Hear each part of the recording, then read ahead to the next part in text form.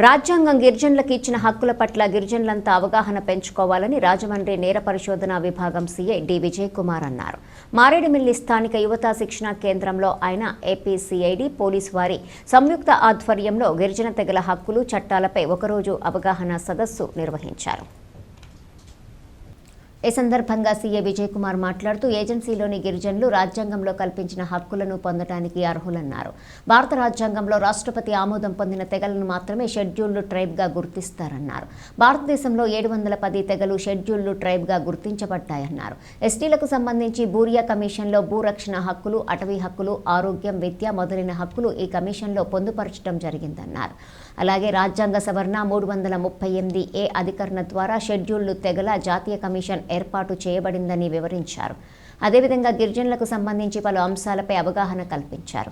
ఈ కార్యక్రమంలో CID SI Arjun, revenue సిబ్బంది, గిరిజనులు పాల్గొన్నారు.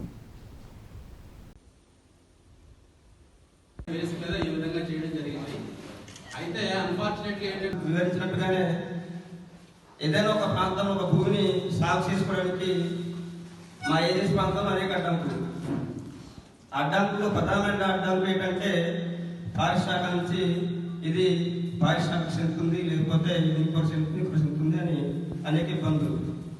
ఈ ఇబ్బందులు సదస్సుకి ఇచ్చేసిన అందరికీ కూడా మరొకసారి నా శుభాకాంక్షలు.